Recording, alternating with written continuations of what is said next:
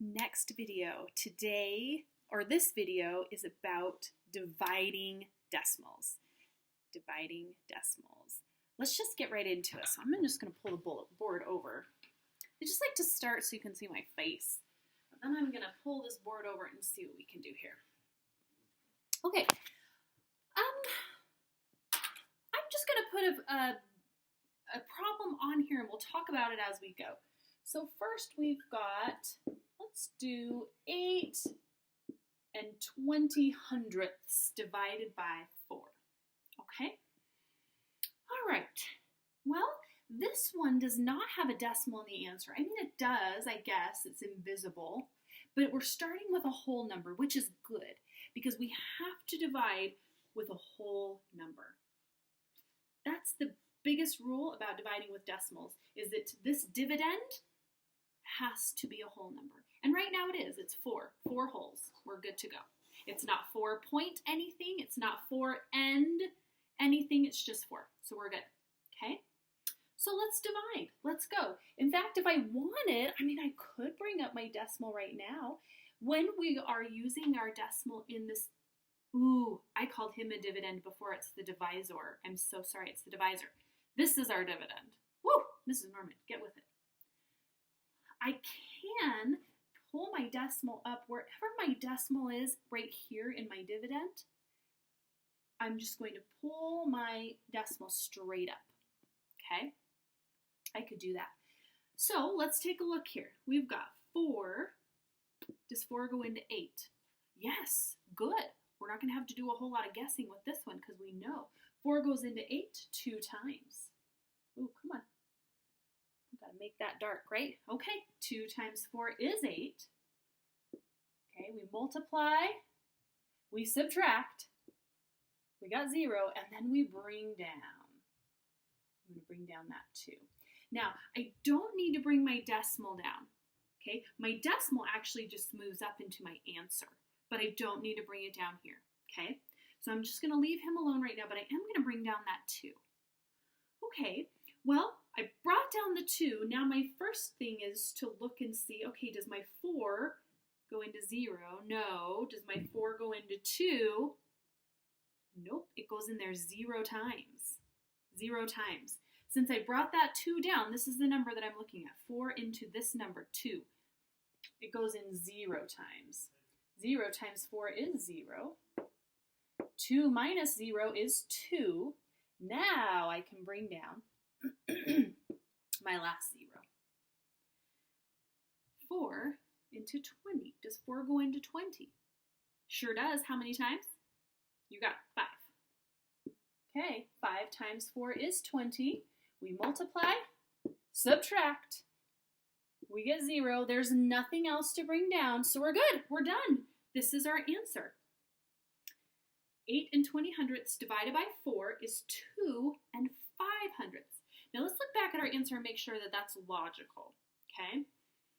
So we're going to say about 8, because this is 8 and a little bit, 8.20. It's 8 and a little bit.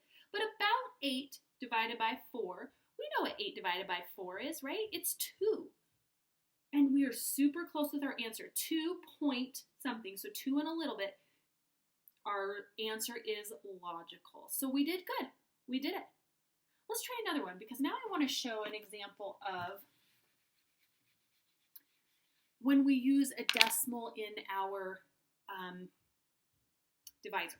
Okay, so let's try this one. We are going to let's do 22 and 8/100 divided by 3 and 2/10. Okay, now this one's a little bit more difficult. First of all, because, ding, ding, ding, I have a decimal in my divisor, which means that this is not a whole number. It's a number in a little bit. We don't want to do that, right? Do you remember what we do in this case? We got to move that decimal over, don't we? We've got to move this decimal over so that it's on the very right-hand side, showing that this is a whole number. And when it looks like a whole number, it's going to be 32. doing this is actually like timesing this number by 10, right? We had 3.2.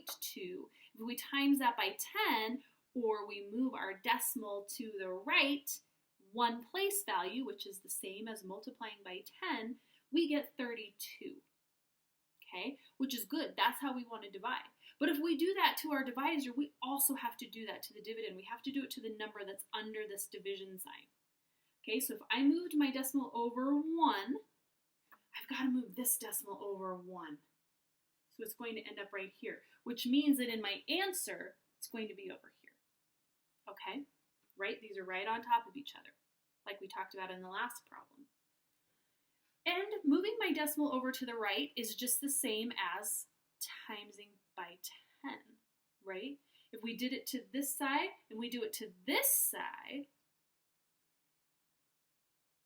then we're good to go, right? Our answer is going to work out perfectly. Okay. Yes, if I was using a calculator, then I wouldn't have to move over the decimal. I could just do it with a calculator, but we're not going to do it that way. We're going to do it the way where we can write it down, because we're not always going to have a calculator with us. Okay, so here we go. So I'm going to, if I erase this, will you remember that that's what we did? I just want to make it clear here what we're doing now, okay? So now we've got to do 32 into 220.8. Well, let's see. Does 32 go into 2? No. Too big. Does 32 go into 22? No. Too big still. So we've got to see how many times 32 will go into 220. Okay. Well, what I like to do is kind of look at my first numbers here.